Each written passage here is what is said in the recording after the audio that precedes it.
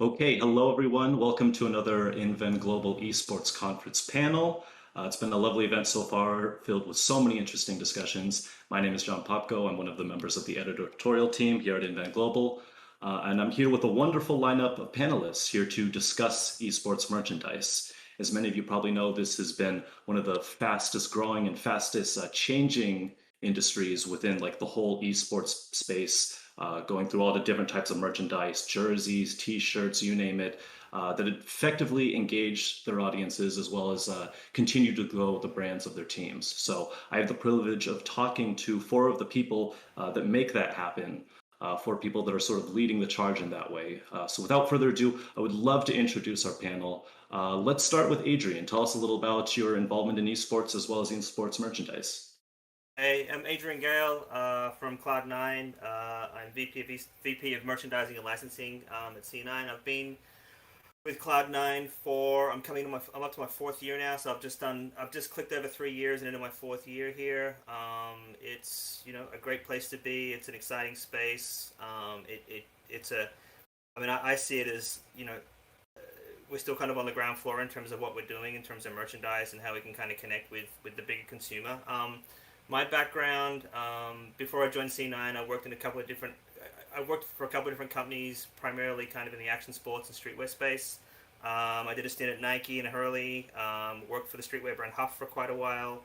My longest tenure, I worked for I'm from Australia, so I worked for an Australian company called Globe, which Globe Shoes, and they owned a bunch of skateboard brands, and we also held the license in Australia for Stussy, Fresh Drive, Paul Frank, Obey, and a few other streetwear brands. So that's so my background is primarily footwear and apparel, but with about a bit of a lot of skateboarding sprinkled into it as well. So yeah, I'm glad to be here today. Thank you so much. Damian, what about yourself? Same question. That's a tough one to follow up, so I'll make it easier for the rest of you guys. My background is with sleeping on gamers' couches and following them around with the camera, Nice. making a documentary series. Prior to working in apparel, I worked with Team Liquid on founding One Up Studios, but more notably, the documentary called Breaking Point is kind of like my moment. I know it makes me choke up too when I think about it. Is my moment in the sun. From then, I worked on launching the Liquid Marvel collaboration, Liquid Naruto, kind of bringing a lot of the apparel into Team Liquid proper. Then I did a small stint at 100 Thieves, where I helped build out their esports content team.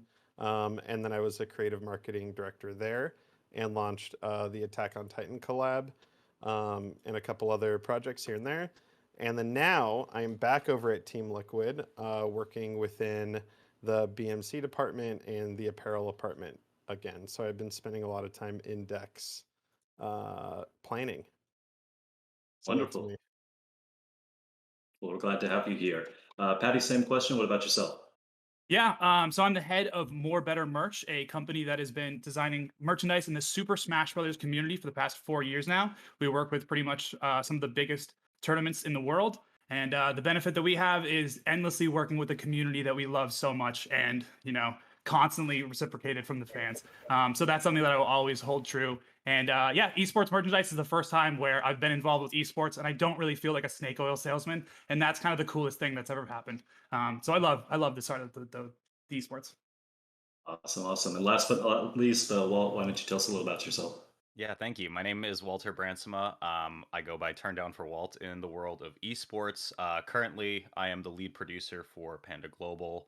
I oversee most of the production for the branch channel that we call PG Stats. And I'm also the owner of Turn Down for Walt LLC, which is my own personal brand. Working very, very close with Patti, actually, kind of in the Super Smash Bros., particularly Melee space, at about 50,000 subscribers as of last week on my own personal channel. So excited for that.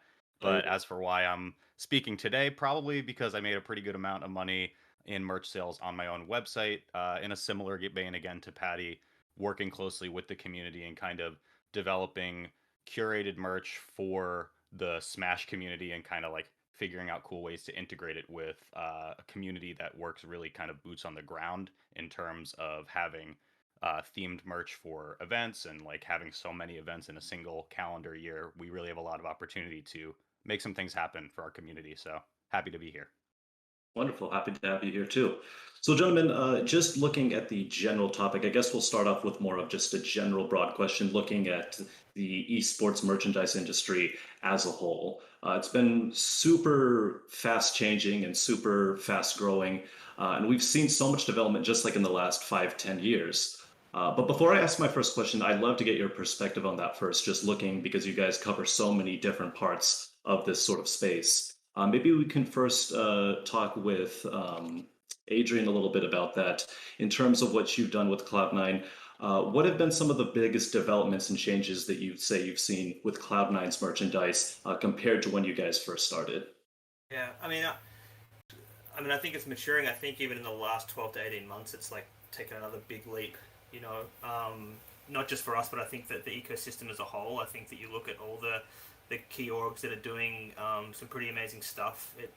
If you had to look at it like 3-4 years ago, there's no way that you could imagine that some of these collaborations are coming to life, and some of the brand activations that the orgs are doing around the team's doing around merchandise is pretty phenomenal. I mean, when I got recruited by Cloud9, you know, it was kind of the reason I came across was because they'd you know, signed the sponsorship and partnership deal with Puma. So that was just a big seismic shift, I think, in the way that, you know, it was the first time you know, a top tier, you know, global sportswear brand had partnered with a North American org in such a big way, you know, and so it turned Cloud9 on its head from doing, you know, jerseys and, you know, white and blue jerseys and blue t-shirts to, you know, shifting everything to jumping on Puma's product development calendar and actually working with them in lockstep to come up with, you know, 4 seasons of Cloud9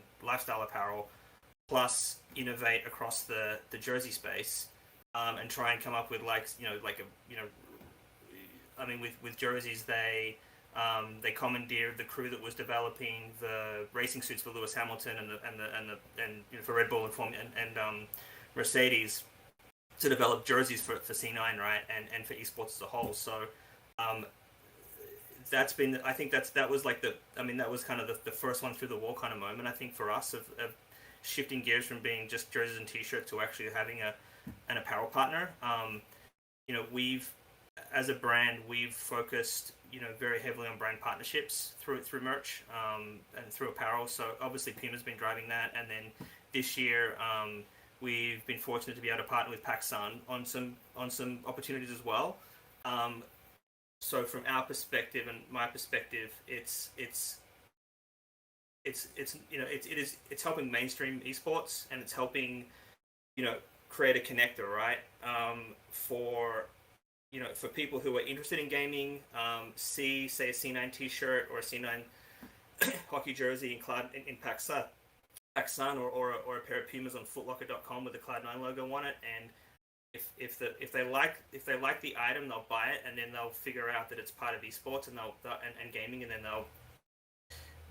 it for me, it creates a whole new reach and a whole new audience, right? Which I think that, you know, and it's not just about Cloud9, but I think it's about esports as a whole. Like if we can broaden the reach and broaden the brand into wider audiences, people are going to have more curiosity around esports and gaming, and then they'll come back in, right? And so, you know, for the Melee crew here, you know, with Mango, I mean, having him, you know, running around with a Puma t-shirt on, you know, it helps broaden the community reach, right? Because we've got Mango, and, you know, we had Mango featured in kind of the huge kickoff, you know, campaign that we did at the start of the Puma partnership, and so it connects that core community to something that's really, really big and seismic, right? So, yeah, I mean, that's our take on it. I think that there's you know, and I'm not saying sky's the limit, but I think that we're only in its infancy, because accessibility to esports apparel and merchandise is still DTC. It's still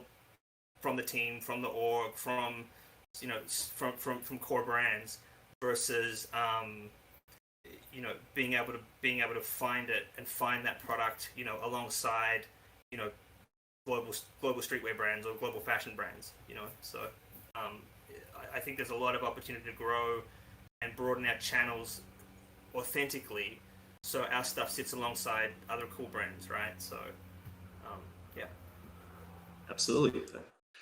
So, Damian, what about your experience just working in terms of with Team Liquid and sort of where when you first started to where we are now? What's your perspective? So when I first started, like touching the apparel side of things, we were working with Jinx, and so Jinx was doing all of our apparel, and that was great. I would argue it's probably more merchandise at that moment in time than it was apparel, but there were a lot of aspirations to kind of do more and to lean into the apparel side, and I'd argue that this was, you know, around the time when 100 Thieves was making waves on like what apparel versus merch is. You know, whether or not that's like a valid argument, I think is up for discussion. But that being said, we brought that in house, and that was like a very interesting learning experience. We had some pros on the team, so it wasn't like we were just starting from scratch and we didn't know what to do. But it was very much, you know, growing pains from the start. And now we're in a position in where I feel like it's a pretty well-oiled machine, and we understand how to make like high-end cut and sew in house, whether it's for like a player that's having a collection for us or for a collaboration. And so I'm really proud of like what the team has done over the last couple of years on kind of growing and then flexing those set of muscles now. Very cool, very cool. So I wanted to get Patty's perspective on this just because, Patty, you obviously are kind of unique in that you're not really working too much with just a specific team, but more focusing on like tournaments and things like that as a whole, more doing it with the community itself. So what has been your perspective since you've been working with more better merch? How would you say things have changed since you first started? Yeah, our goal starting out was always to change the customer's perspective as to what they see when they click the shop, obviously for the better. And I feel like we've done a good job of that over the past like 2 years, especially. Essentially, previously it was a lot of just logo T-shirt on a T-shirt that matches color, and now we're really broadening as to what people expect from a tournament as related to staying on brand or so forth, and just really expanding as much as we can do with our apparel options. You know, going past print to order objects and really doing wholesale merchandise and creating products that can both be sold online and sold in person is a huge aspect of what we do. So just making sure that the product is at as best as possible, but ultimately the customer is going to be buying it because they know that they are supporting this community. They know that when they buy this $25 product, the $10 that goes to the event organizer is felt. That is a real $10 that helps them in a beneficial way. So as much as I can do everything I can to create a cool t-shirt, the customers know that they are genuinely supporting the people who have stuck their necks out for them. Absolutely.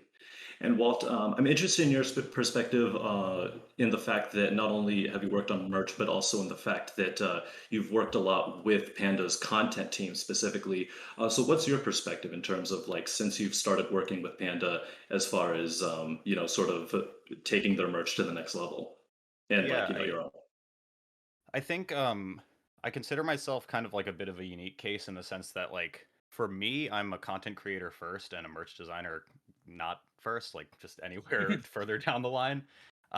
So I think that it kind of changes my perspective on how I look at merchandising and apparel and how we do it for my own personal brand, how we do it under Panda, how I've kind of seen it through the Smash Bros lens and the tournament scene and what Patti and More Better does as well. It's interesting to me in that you know something that Adrian had pointed out is whether you're in the gaming space or not, consumers are just kind of interested in things that look cool.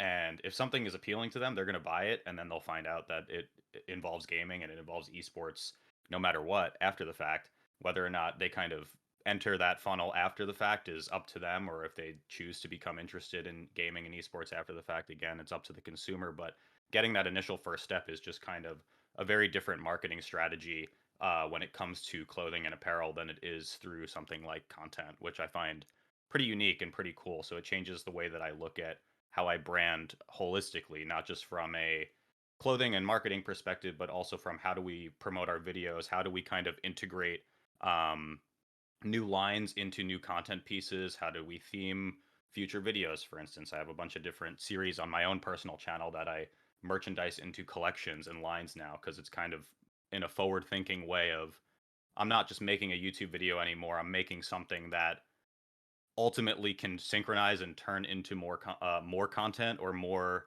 merchandise that someone could represent, and then that kind of positive feedback loops into the networks of channels that exist right now. To me, it's kind of cool because I think that forward looking, like in the next few years, as we kind of begin to streamline projects or products or anything like that, we're kind of trying to bridge that gap between like the gamers and like the normies of the world, which is kind of, I assume, where a large space does exist at the moment in terms of brand visibility. So being able to do that through content and through kind of like visual media, I think is kind of a unique way of pushing this merchandising line forward. And I don't know, it's something that I really do enjoy, and I think it's pretty fun to be able to think about content not just in terms of how to tell a good story, but also how to like push a product or something like that. Absolutely. I really like that point that you brought up about how people do just, in the grand scheme of things, one of the most important parts is just make something that's eye-catching, and that's something that's cool to people. And that was something that I wanted to talk a little bit about in terms of merchandise campaigns. How collaboration seems to be one of the big things that we're seeing a lot more of. Like just recently, I'm not sure if all of you had seen it, but they recently announced a collaboration between FaZe and Disney. No, when I first heard that, like it just seemed like a fever dream almost, but apparently like it is a thing, and I'd love your guys' perspective on like that type, and if you think we're going to see more of that in the future, and I invite anybody to answer on this. Feel free. I'll take a crack at it. I think there's a couple different ways to look at it. I think from the collaborator side, so not the team side, right? Whether it's a Disney or a Naruto or whoever the case, right? Both of which phases collabed with in the last couple months. I think they're looking to get into the gaming space, right? And I think there's only so much that you could do having your own game IP. There's no denying that majority of these IPs that have games, maybe their games aren't touching the esports spectrum of gaming, right? And so I think when you collaborate with like a FaZe or a Cloud9 or a Panda, that you're reaching an audience that the casual gamer or maybe like the stream viewer doesn't necessarily hit. And so it's really bringing, like, I'll give you a good example. So with the Marvel partnership, they were very interested in the concept of our players as heroes, right? And our players like being on a stage, like not necessarily going to war, but going to like challenge someone and play for that heroism. I think you see that a lot. In where these collaborations are coming from. Not all the time, right? Not all of them touch the esports side of things. But I feel like that's probably the play that a lot of these companies are going for. Then from the team side, you're coming at it from a wow, this is the largest anime slash biggest entertainment company in the world. I would love to be alongside them with their logos next to ours. And then also would not be shocked if everyone that is partnering with someone is genuinely a fan of their partners or their collaborators, right? Like, I don't think we're seeing anyone collaborate with something that they don't identify with, like as a brand, or at least some sort of ownership in that team holds that IP like closely or dearly to them. Adrian, what about yourself? I know that Cloud9 has obviously done a lot of different collaborations with companies outside of the sort of esports realm. What's been Yeah. your experience? It's it's been generally positive. I think that the most recent one was PacSun, and we have another Puma one coming up next month. We have a bunch of stuff going on this year, which we're excited about. We've done a few pivots this year, but the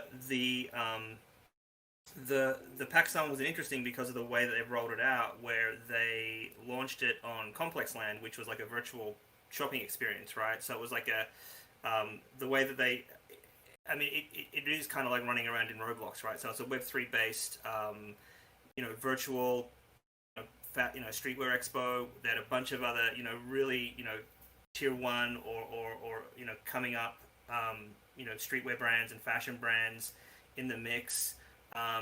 They set up a PacSun Cloud9 store, so wander around in Complex Land, go to the store, click on the store, and then it opens up, and you can see the entire line that we're offering. Their feedback was that it was for all the stuff that they offered, and they were offering Union Jordans and Cactus Jack Jordans and a Playboy collection. They said that they said the Cloud9 stuff was the most viewed and trafficked component of the PacSun experience, which was pretty awesome. I'm sure because we put it out through our socials, and I know I'm sure that a large part of the traffic driver was the esports community taking interest in what's going on over there, right? Which is what they wanted. So to sort of coattail off what Damian said, I mean, having these bigger IP brands wanting to get a piece of this young consumer space, right? This gaming space, which they they dearly want, because obviously there's a lot of disposable income, Gen Z centric, 18 to 24-year-olds, so we're right in this sweet spot, right? But they haven't been able to capture that audience yet. There's working with someone like us is the perfect vehicle for them to sort of be able to capture that audience, right? And then, they went into Complex Land, and then, they'll we'll go around again, and you can go into a PacSun store next week, so I think it was a really interesting experiment and exercise in doing a campaign slightly different and seeing what comes of it, right? And it was pretty successful. So, I mean, overall, I think that, brand collaborations are definitely going to be around for a long time. They're definitely, I mean, we're not shying, we definitely want to, and we will stay involved in doing these kinds of things, because it just, like I said before, it just expands the reach, and it just helps bring gaming friendlies into our space and hopefully turn them into fans, right? So you got your friendlies and you got your fans, and hopefully the friendlies, they recognize, and obviously they're going to gravitate towards League or Valorant, but then you've also got, some of the aged up kind of romantics that, that they get in Halo or have Melee on their GameCube, and they want to sort of get back into sort of seeing what Pro Melee is all about again, So I think that, it just brings them back in to the space, or it actually introduces them into the space. So I think, I think it's a really valuable tool for all of us to be able to leverage, Can I ask you guys a question, Damian and Adrian, real quick? Yeah. Just so when these giant non-endemic brands come to esports, when Disney comes and works with FaZe, how often is it Disney coming to FaZe as opposed to someone at FaZe shooting a shot in the dark pitch deck to someone at Disney? How often is it the giant brand coming to the esports brand? I could speak for our situation with Naruto and Marvel. That was us reaching out. It was the Marvel partnership happened because we designed up a couple jerseys and we're like, this could be cool, right? Maybe. I don't know. And then, we shot our shot and they were super down. Kind of a similar perspective of Naruto, although from a different angle, not from a jersey perspective. That's amazing. It's same for us. I mean, we're reaching out, but at the same time, we're looking at it pretty. I mean, for me, we're looking at it pretty meaningfully. We don't want to just just scattergun and kind of go, okay, what's out there that we can partner with. I think that any brand partnership that we do collaborate with, it kind of needs to be on the Cloud9 vibe, and we need to kind of,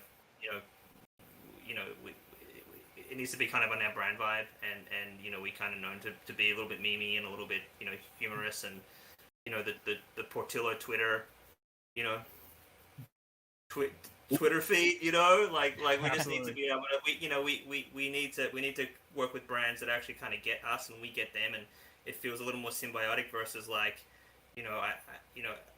worry that some of these brand collaborations that are being done right now feel maybe a little forced, and it just might it may come across as being inauthentic,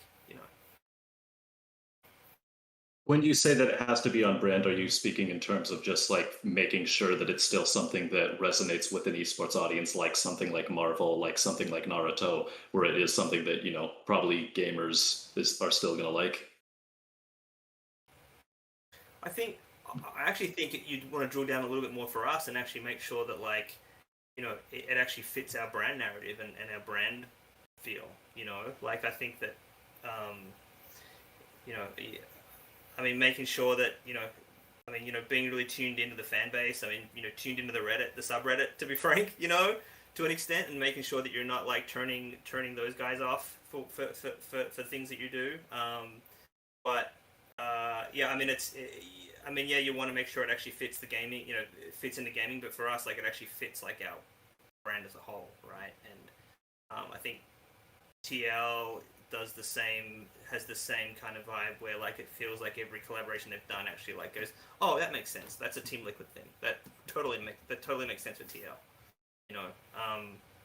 So I'm not to bash, but I think that there's been some other brand collaborations that haven't exactly felt super on point, or it fits the brand. But I think and I know you got some questions about being on brand, so I won't talk too much about this one, but I think being on brand as a whole was super important. You can sprinkle some Easter eggs in there here and there that are kind of different, but I think that you want to make sure that you're still appealing to the common core of what your brand stands for, right? When you make a product. I want to move on to another topic, but before we do that, David, Patti and Walt, did you have any final thoughts on this before we move on? They gave better insight than I ever could. I do think it is kind of cool to Adrian's point again, is like you're able to kind of cross-pollinate your fan base by doing things like this. But the point that you had made about kind of like telling a proper story within your own brand integration is very, very powerful to me. So I'm going to take that one home. But I wanted to say I think it's kind of cool that you can target various demographics by forcing different collabs with, be it Naruto, like targeting people who are interested in anime or gaming and finding that, like, again, cross-pollination between those two. But I feel like you can also do that not necessarily with two brands, but also with just like items in general. And like the biggest one that comes to mind is actually you, Patti, because you guys sold a skateboard, and I thought that was like the coolest thing ever. Because to me, as kind of like, again, a generalist consumer, I'm looking at something where I'm used to seeing t-shirts, hoodies, sweatpants in a store, and to see someone I don't even skateboard, but to see something as cool and kind of like innocuous as a skateboard there that's like custom designed with your team in mind, and then saying like, oh, okay, we're gonna kind of like push out to the general skating populace, and maybe there's a bit of overlap between those two communities as well that exists. I find it really cool to be able to use either products and or just entire brands as well to create those positive collaborations. Thank you. I'd love your guys' perspective on that, like a bit more, just in terms of seeing that as a trend that we've noticed a lot. In not only because before it always used to be just jerseys, t-shirts, and like maybe some hats, and that was it. But now like you see water bottles, camping chairs, like basically anything pertaining to esports will go with it. What's your general thoughts of this trend? Do you think that that's something where we're just going to see? Is there ever a point where we should stop, or what's your opinion of just like basically the expansion of the line of esports merchandise? Right now, I am on a mission to unlock as many non-apparel products as possible. Currently, we are doing trading cards. We are working on a bunch of things like Polaroid pictures from the events, and just a bunch of things that aren't normal things that you expect when you go to the shop. But the whole entire idea is that when I buy the t-shirt and I go to the $5 section, I can buy a cheap item that goes along with my t-shirt that reminds me of this brand or this experience. So right now, like as you say that, we are in the process of figuring out all the possible shot glasses type items that we can wholesale distribute. The shot glasses were awesome also. They were too big. They were giant. Yes. Damian will tell you everything you need to know about keycap sets, so I'll let him talk about that for a second. But for us, like, because that thing is money. But for us, like, yeah, every Christmas we try and experiment with a bunch of like tchotchkes and like stocking stuffers, and like we did an LED. We did like an LED lamp, like wall lamp, which was really cool. We did a D&D dice set last Christmas. Christmas Amazing. Ornaments, like we did a partnership with Igloo. We did like a Playmate cooler. We did a radio controlled car a couple of years ago when we were big into Rocket League. We kind of did essentially like a Rocket League replica car. and then we got out of Rocket League. But we'll be back. Yeah, I mean, like that. Spreading it out and actually sort of having because super fans just want to buy stuff that they can kind of like just put on the shelf. You know what I mean? Like we did Jack bobbleheads. So he's always watching. Like it's fun. That's the fun stuff. Damian, do you want? There you go. So there you go. we got the V1 TL set with the artisan keycap, in there. Shout out to my guys Clackies. And then we got the Akatsuki set. So we know a couple things about keycaps. But yeah, on this topic, I think it's super important to expand beyond just like tees and hoodies. I think that's great to like get people to enter. But I think like what Patti was saying, like there has to be opportunity to add like a couple other things to the cart or maybe like a low entry item. So the keychains, the small little tchotchkes here and there. I think there's like a fine line for some brands on where they want to go with that. I think some brands probably don't want to feel like stadium merchandise, where other brands do, because at the end of the day, we all are sports teams, right? Or sporting events. And so when you look at it from that perspective and you remember that, maybe you should offer some of those sports memorabilia type things. I don't remember who it was that just said it right now, but the concept of like trading cards, like I'm so shocked that has not been tapped in a big way. But I also understand that, there's no shot that teams are not going to be greedy enough to like give their IP to anyone that is not a tournament organizer. And even then, I can imagine that it's a nightmare. So if the esports scene never sees that, just blame their favorite team that doesn't participate in stuff. Hey, if you guys see a likeness email, you should respond to that from a certain tournament. Sounds good. You don't have to name this particular team or anything, but what would you guys say is the most interesting thing that you've seen in terms of like, out there sort of brand items that people have done for a team and stuff like that? Does anything come to mind?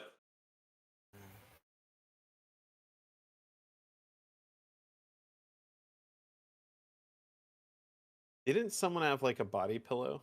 I believe. Oh yeah. Who had the body pillow? I'm going to take notes on all of these right now. There's a Meteos body pillow. There's a Meteos body pillow somewhere. Like there was like the Sneaky has one behind his desk. He has a Meteos. Like Meteos used to play for C9. He has a body pillow. I think that's the next big thing. There's two out there products that we've tried to do for a while. We've accomplished one of them.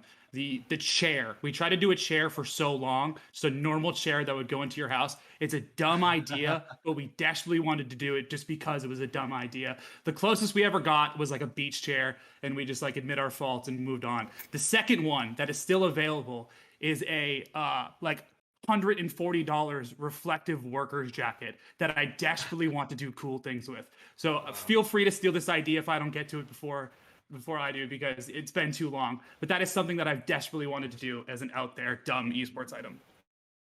I mean, I don't know if I'd call it dumb, but I have an out there item if we're talking about price. Oh boy, I'm excited. Oh god, yeah, there you go.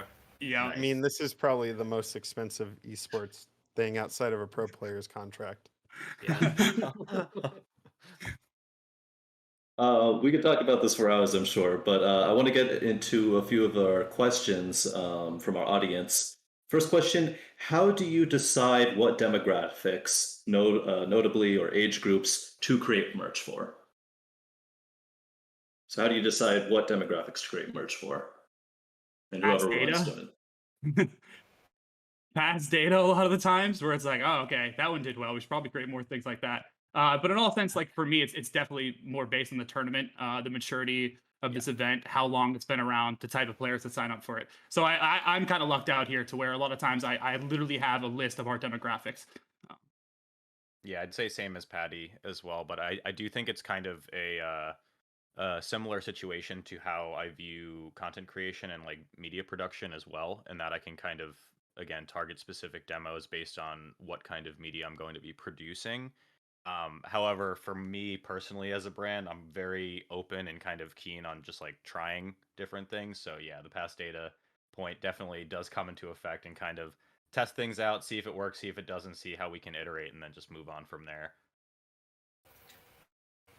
I think Adrian, Damian, I'll play a weird role here. So being away from TL and coming back, I think there's a lot of conversation around.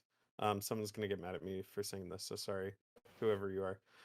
I think there's a lot of conversation around like where is a right split for like brand over items at work. And so if you are creating a bunch of items that you would see in a stadium, right? Like if you go to your like Fanatics, not like Fanatic the team, but Fanatics the like merchandising partner. I think they do great to like house here is a shop at a corner of the stadium and there's a hot dog around the side and here's like 7 different hats and 3 different tees and 3 windbreakers and like that kind of thing.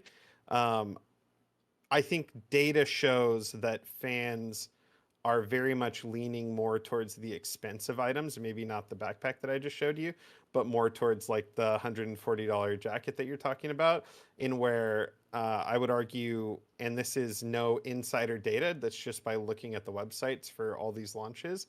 If you looked at the Akatsuki drop and then the first Naruto drop and then the Attack on Titan drop, that audience like vaporized all the high-end items like instantaneously, and then pretty much in the remaining maybe like 30 seconds for 100 Thieves and like 30 minutes for Team Liquid, you had just a bunch of tees and hoodies that were kind of left over. Yeah. So the data says that you should go for higher end items, but I think if you were to go the traditional route, you would definitely go for lower end, sort of chip a couple things in the bag kind of price point. So to some perspective, I feel like it all just where you want to position your brand. If you want to be known for the higher end tier pieces, then go for the higher end tier pieces, and the data suggests that it should and could do well. But if you want to be always on to where a customer could come to your shop and buy something every day, then maybe you do a mix of both, and you probably lean heavier into the tees and hoodies and maybe like the windbreaker tiered items. But high end cut and sew, man, I feel like it's there. Yeah, segmentation is key. I think that we had some good learnings from. I mean, we're always learning, right? And I think that we're learning. Through the pandemic, we learned. We're getting a lot of good data points around. Who the age demo, especially around. I mean, and we were doing so much. I feel like so much of C9's. I mean, definitely like a lot of C9's, audience and business that we generate through apparel is for the league audience. Not so much for the other teams that we do. But we are getting a bit of it. We are seeing a spike in Counter-Strike sales since we got back in the space, right? But two things we experienced. Like on one side, like to Damian's point, I mean footwear. I mean we blow through footwear. Like when we do a footwear drop, like gone. Like not all of it's gone, but we got some like 7s, 8s, and 9s left. Like all the 10s, 11s, 12s, and 13s are pretty much gone by the end of the day for the key styles when we drop a shoe with Puma. On the flip side, we try to be very like we were very at LCS finals. I mean, we didn't go to Houston, right? Which is obviously a huge bummer for us. But we were amazed about how many C9 fans actually showed up wearing C9 jerseys, and we were doubly amazed because I was super scared that we went there pretty gung ho about how much apparel we wanted to sell, and we focused on just core logo tees, core hoodies that were actually only available at that event. Like it was a special event only, basic C9 T-shirt in blue and white. And we just blew through everything. Like, it was insane how a captive audience like that, so if they go to Disneyland or if they go to a sporting event, like, they're there and they just want to spend, they've just got, I mean, they're going on holiday, and I think that the whole event ecosystem now that's turned on again, we've got tailgates coming back at LCS, like, all that great stuff is happening again. Like, Genesis was a banger for us. I think that the fact that people can come back together again, go to an esports event with their buddies, go on a trip, go on a road trip, get on a plane, go stay in a hotel, like enjoy their time. And, it literally is like going on vacation. What do you do when you're on vacation? You spend money, and you spend money on stuff, and like you want to, and when you realize, I mean, for us, when fans realized that the T-shirt and the hoodie that we're selling at the LCS finals was only available there, they were like, "Oh, I gotta get it." You know, like it was just like $28 done, $50 done. You know, like it was. But surprisingly, we did sell a number of $100 pro jackets. We sent a few there, and we were surprised. We actually sold through everything at the high price point. So there was definitely like price appetite on both ends of the spectrum. But yeah, so I to Damian's point, I think that when you're in a captive audience scenario like an event, and I think that events are just going to be so awesome this year, and it's so huge that we're all coming back to this, and like, you know, seeing what happened in Antwerp at the Counter-Strike event, like that was bananas, right? And like the concurrent viewership and just the audience. I mean, you know, it really gets me excited about like the way that as a brand we can like cater to and focus on catering to the event audience who are actually attending that audience and give them something special. So like there is kind of a takeaway, right? Like, oh, I got, you know, Halo, like every Halo event will have a special event tee that will sell there. But on the DTC side of things, or on the PacSun side of things, we do definitely want to, like, you know, price more premium and, you know, do what we can, you know, and even with Puma, like we always push Puma to kind of like go on the higher end of price points versus just like doing the $55 essential stuff, you know. Yeah. Before we get back into the audience questions, I wanted to elaborate a little bit about that point about sort of live events. Because obviously, especially like in terms of like Melee and things like that, that's like a huge part considering how much the scene is based off of offline type events. Now that we're sort of in a post-pandemic era where we are seeing a lot more live events, how much does that change the merchandising space? I mean, Adrian elaborated a little bit on that, but I'd love to hear his perspective a bit more, and also the rest of you. I think Patti can talk pretty well on this, but yeah. like my experience, pretty anecdotally, is that it's just kind of like a net positive to have in-person events. And I mean, I think Adrian hit the nail on the head right before, is in-person sales over digital sales. I think there's some level of intimacy that exists there between consumer and seller, which is kind of invaluable when it comes to something like that. And I think when you look at kind of like, you grab any Smash Major out of a hat, like a Genesis, a Big House, you know, an Evo, like whatever it might be, and you have like merch sales of some variety in there, it's exponential, right? So the amount of people I've seen on day one of an event walking around with like Panda joggers on, or a Panda hoodie, or the Panda duffel bag that you get for buying Panda merch, and then seeing that number double or triple for day two because they see the day one folks and they're like, oh, well, that's pretty cool. Where do I check out the Panda booth? Go over there, see what they got for sale, and then again, you can figure out your margins and whatnot after the fact. But that level of relationship that you can build with your consumer is just so amazing to have at an in-person event, and it just builds on itself over time the more you're able to do these things in person. Yeah, I mean, I just want to double down on the fact the free info Adrian and Damian just gave that I paid so much revenue to learn. The fact that, yeah, your most expensive item is probably going to be your bestseller. There have been times that we have like been super confident in a product that wasn't our most expensive product, and what we learned from it was that we probably should have put that on a more expensive product if we really believed in that design as much. And that is super true for in-person sales as well. Tournaments, something that we're realizing more than ever is that in the same way as somebody wants to buy a cool shirt, somebody wants to buy a t-shirt from Genesis to remember that they went to Genesis. They want the Genesis logo t-shirt. You could make the Genesis logo t-shirt as cool as you possibly want. They're going to buy it because that is their I went to Genesis tournament. For instance, like we've had early bird t-shirts rival the numbers of revenue that we've done across the entire shop just because people want that I went to Genesis tournament t-shirt. So I think like that is something that, like, you know, providing logo t-shirts or logo hoodies that are the highest end possible product possible, like giving people the coolest hoodies with what they want, as well as providing cool merchandise that isn't Genesis, because they're probably not going to buy 2 Genesis stuff. Yeah, I mean, we're definitely embarking on like a dedicated like game plan for events versus just like taking stuff from the store and shipping it to the venue, you know.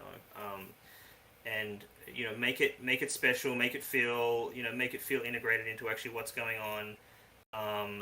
The LCS tailgates. I mean, we'll definitely be offering. I mean, one thing that we offer, I think FlyQuest did it as well. One thing we offer at tailgates is free jersey customization at the tailgate, right? So you can, we'll pre-print,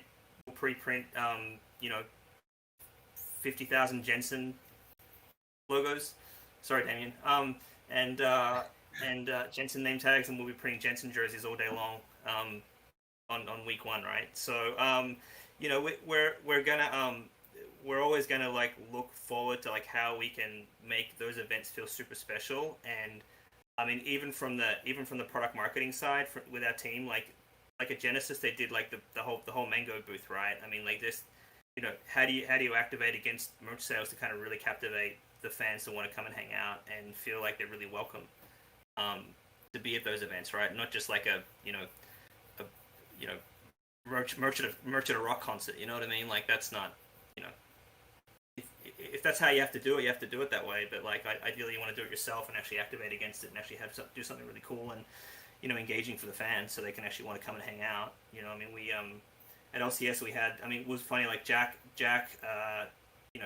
told the guys, hey, you guys have to go to Houston and do the meet and greet. And so like, they put all the LCS guys, on a plane, flew them to Houston, and they sat in the back of the Cloud9 booth for 4 hours, just taking photos with fans, and it's those kind of things that just help build your brand and help like engage with the fans, but also like selfishly it helps sell merch. So yeah, I think one of the coolest experiences when it comes to like activating like that had to have been the Attack on Titan pop-up at the compound that we threw.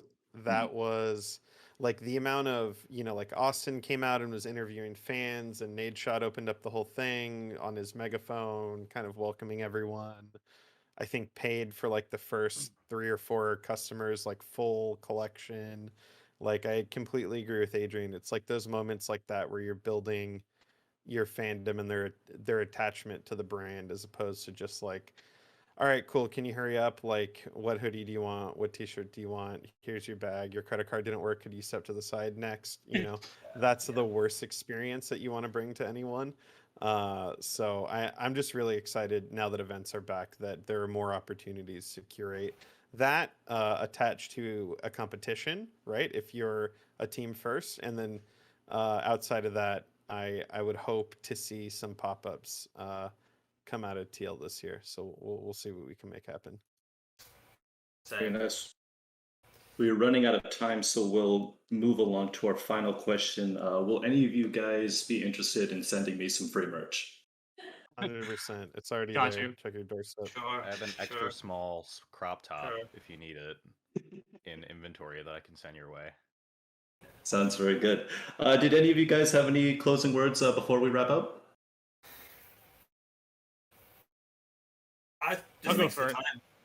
Just thanks for the time. It's good to it's always good to engage in these things. I think I had fun a couple of years ago doing it, and it's without revealing a whole lot about what we're doing. I think that that esports as a whole with apparel and merchandising is continuing to grow and evolve, and I think it's only going to help the space. So Lovely.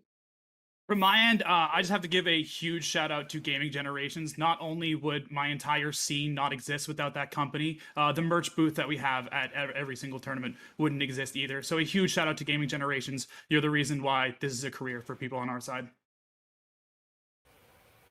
Yeah, just Well, want to David? say thank you for the time and putting this all together. I think it's very invaluable for a lot of people who choose to listen, even for people like myself, to learn from some of the best in this call. So it's really cool to see it, and I know I have a lot of notes to take after this. So there's Especially a the lot of body learning. of pillow note, right? Oh yeah, yeah. That's written. Don't worry, it's there. Damian?